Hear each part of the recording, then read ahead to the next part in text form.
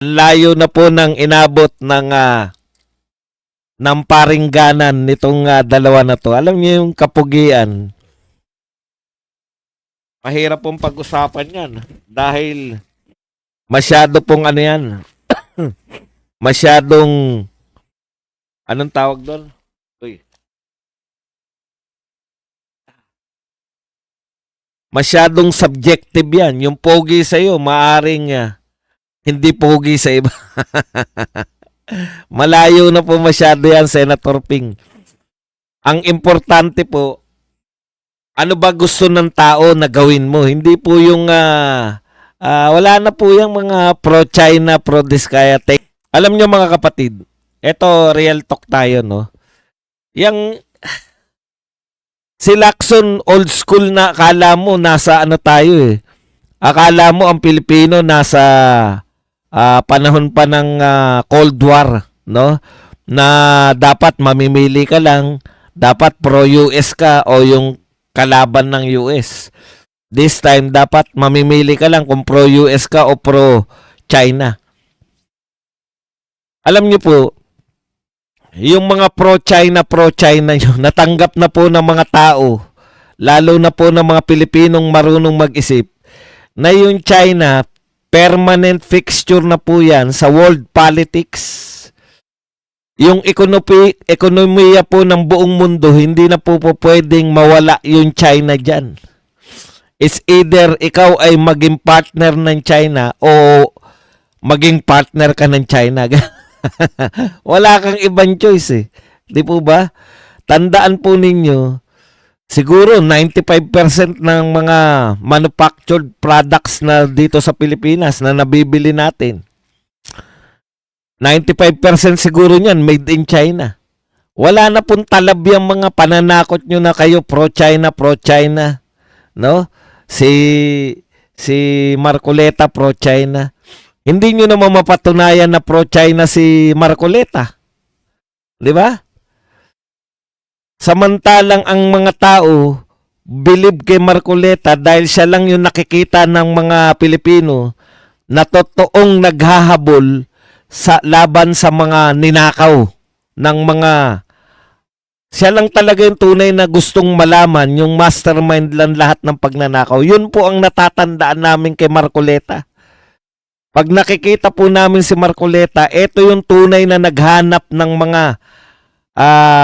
mastermind ng malaking pagnanakaw. No? Yun po, hindi po yung pro-China to. Vague na po yan yung mga pro-China na yan. Wala naman po tayo sa digmaan. Hindi naman po natin kalaban ng China, sa totoo lang po. At sa kababanat po ninyo ng pro-China, na yung mga Duterte pro-China, bigla nagko-question yung mga tao. Ano nga po pa ba ang masama na ikaw ay matawag na pro-China kung ang mga tumatawag naman sa iyo ay protector ng mga magnanakaw? Mas galit po ang mga Pilipino. Real talk po. May internet na po ngayon. Hindi na po pwedeng pasamain nyo yung China sa... Marami ng Pilipino nakakarating ng China. Marami ng Pilipino nakapunta ng Macau, Hong Kong, at mainland China. At nakita po nila yung diferensya ng kinakantsawan yung China at ng Pilipinas. Maaring hindi natin gusto yung kanilang two system, no? Umiiral po sa China ngayon. Politically, they are a communist country. Pinamumunuan ng Communist Party. Pero ang kanila pong ekonomiya ay socialist and at the same time capitalist. Alam nyo, sa totoo po, wala naman pong, pwede kayong mag-isip ng mga Pilipino. Sa tingin nyo ba, Senator Lacson, mas galit yung mga Pilipino kaysa sa mga magnanakaw? Mas galit ba Pilipino sa China kaysa sa mga magnanakaw? Mas galit po yung mga Pilipino sa mga magnanakaw.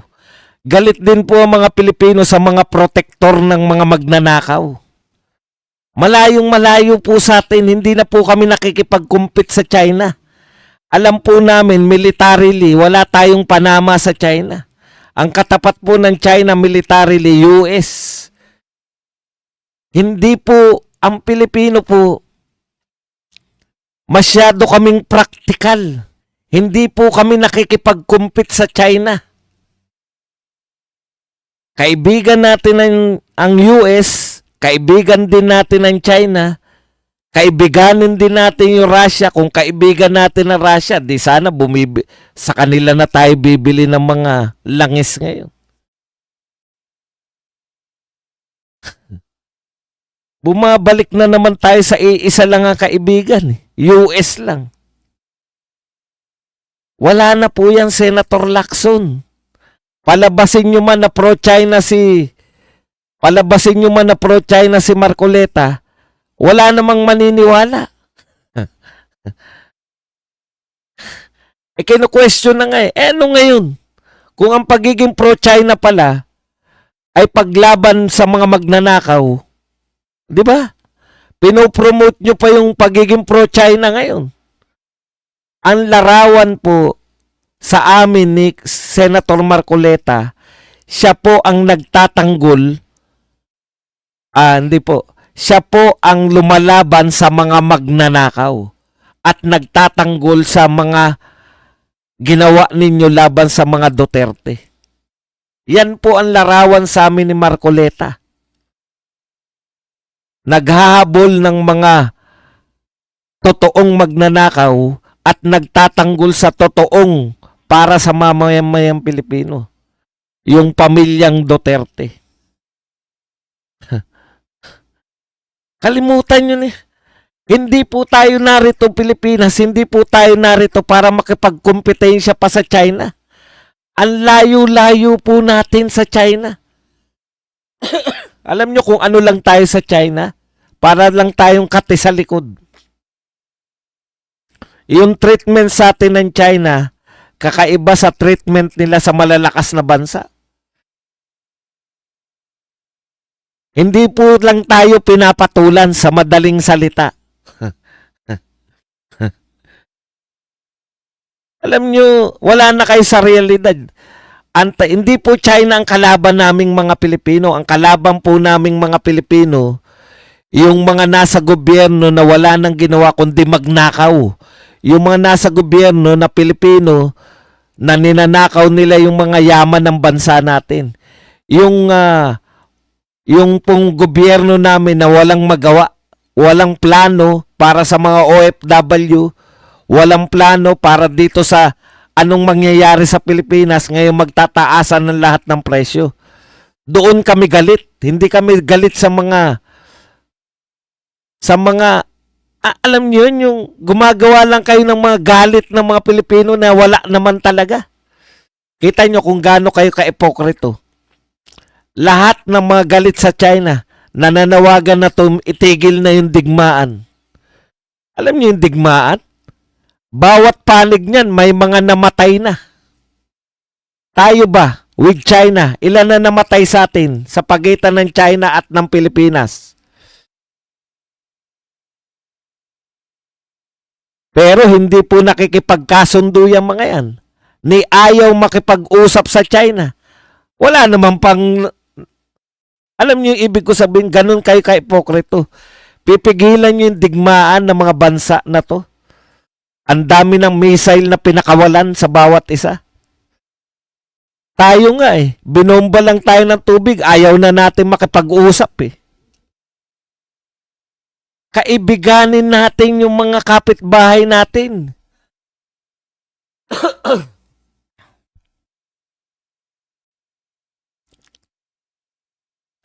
Dahil wala tayong choice. Ang labanan po ngayon, yung sinasabi ni Bronner na dapat handa tayo na 30 to 60 days na ipagtanggol ang Pilipinas. Imagination lang natin, nakita nyo ba lately kung ano ang uri ng labanan ngayon? Missile. Missile po ang labanan.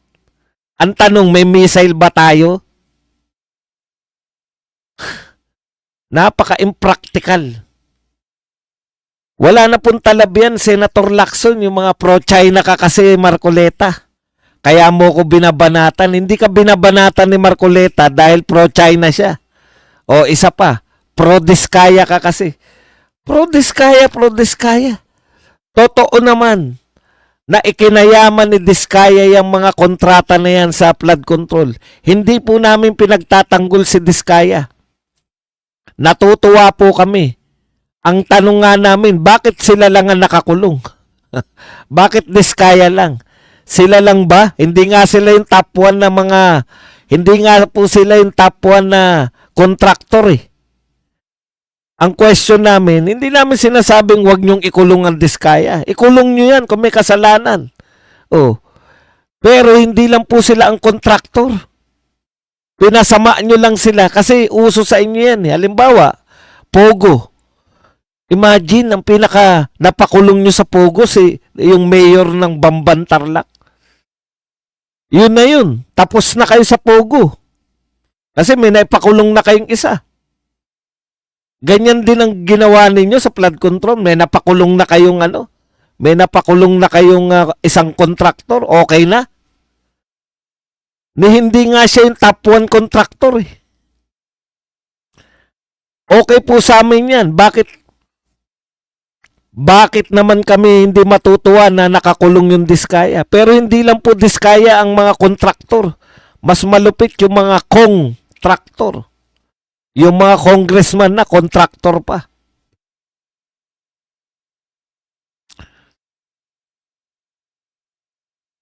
Ano ngayon kung paulit-ulit na si Marcoleta? At that time, siya yung Blue Ribbon Committee chairman. Walang lumalantad na titistigo para sa katiwalian dyan sa flood control.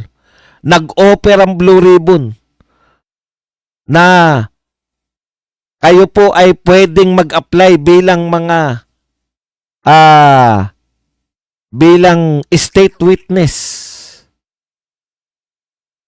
Totoo pong may kasalanan yung mga state witness, pero ang state witness po dapat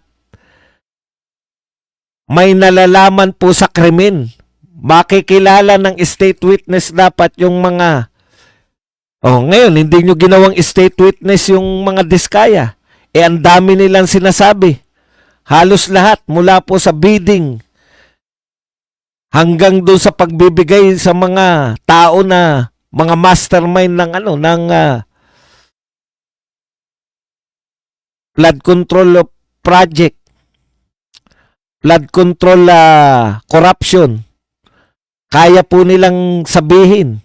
Hindi nyo ginawa dahil hindi nyo ginawang state witness dahil gusto nyong palabasin na Diskaya ang pinakamalaking kasalanan. Hindi po naniniwala ang tao na Diskaya po ang pinakautak nito. Buti pa yung mga tao, kilala namin kung sino yung pinakautak eh.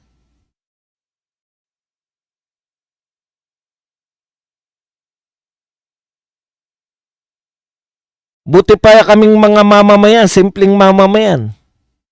Kilala po namin kung sino po yung mastermind nito.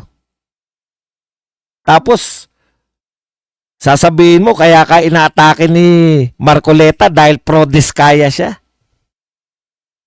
Beyond na po yan. Alam po ng mga tao yung ginagawa ninyo lahat ngayon.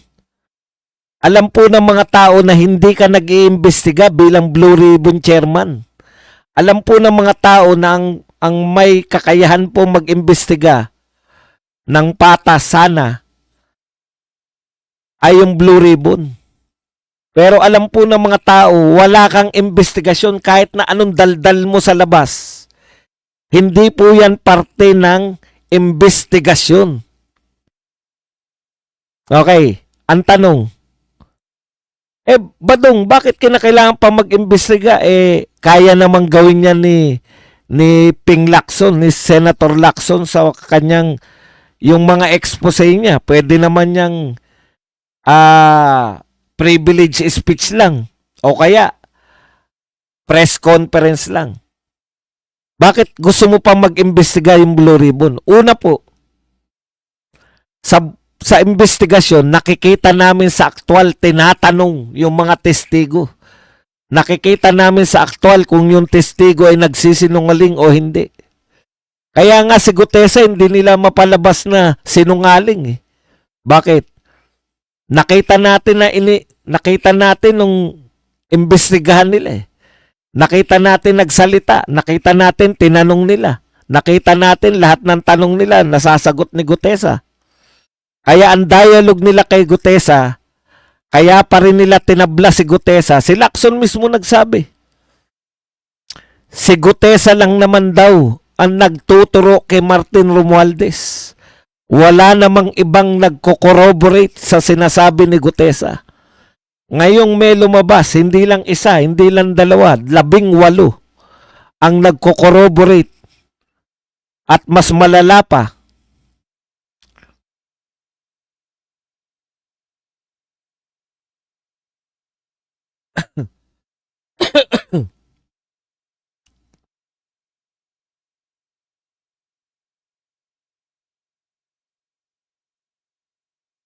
yung kanilang mga testimonya, ayaw mo mag-imbestiga. Yun na nakikita namin. Dahilan mo lang yung pagiging pro-China, Lacson. Sa totoo lang, dahilan mo lang yung pro-China si Marcoleta, dahilan mo lang na pro-Diskaya o tagapagtanggol ng Diskaya si Marcoleta para wag mag-imbestiga. O ngayon, ano ang bagong dahilan ni Lacson? Hindi umubra sa kanya, it will took them ilang years.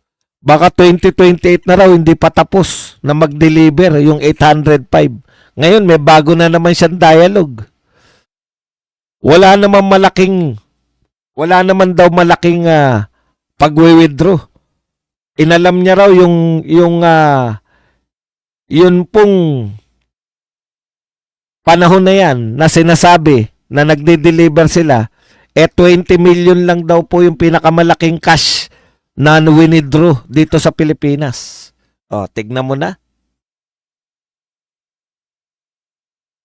At dahil dyan, mali yung 18, ikaw, araw-araw mong ine-expose yung 18 na hindi mo naman tinatanong. Kahit na anong expose mo sa kanila, laban sa kanila, na sila ay may mga krimen o kung ano pa man ang gusto nyong palabasin dyan sa 18 na yan, mas pinaniniwalaan sila ng tao. At sagutin ko lang po kung bakit hindi sapat yung mga expose, yung mga privilege speech. Ang privilege speech po, para po sa kaalaman ng lahat, kahit anong sabihin ng isang senador o ng congressman sa privilege speech, hindi siya pwedeng kasuhan ng cyber libel. Hindi siya pwedeng kasuhan ng libel.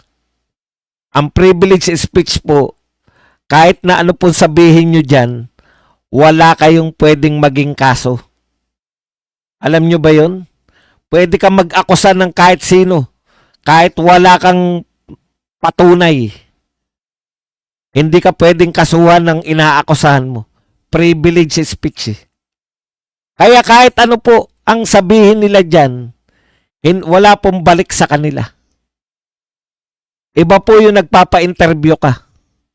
So lahat ng sasabihin ng congressman at senador, kahit na anong akusasyon, kahit pinakamabibigat na akusasyon, walang pwedeng walang balik sa kanya yun. Kaya hindi po valid yan. Hindi po tatanggapin yan ng kahit na anong korte na batay sa privilege speech ni Senator Lacson ay ganun-ganun. Hindi po yan katanggap-tanggap bilang ebidensya sa korte. Pinapakita ko lang po sa inyo kung bakit kinakailangan mag-imbestiga. Ano po pagkakaiba ng galing sa committee. Halimbawa, nag-imbestiga si Lacson, nerekomenda niya. Sabi, etong mga taong to ay dapat makasuhan dahil ayon sa aming investigasyon, ito yung kanilang mga naging kasalanan.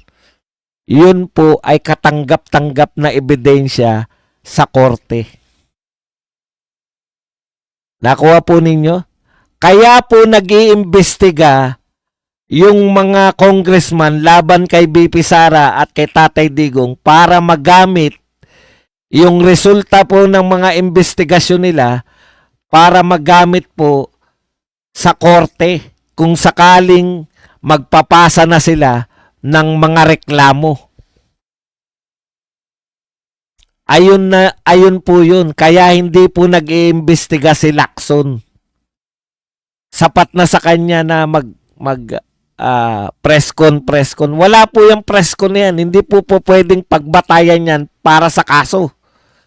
Lalo na po yung privilege speech.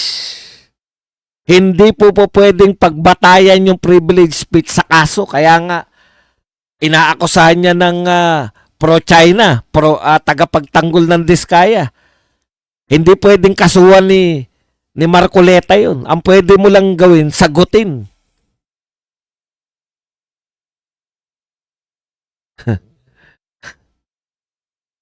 Yun ang katotohanan. Kaya wala pong talab yan.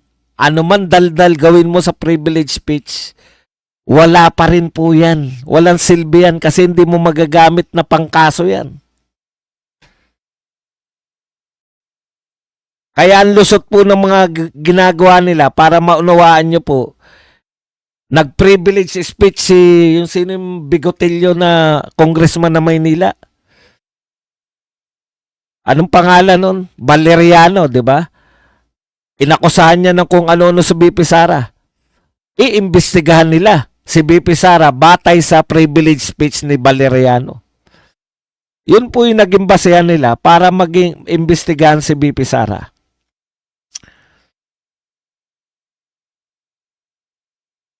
Okay. Ngayon, balikan natin.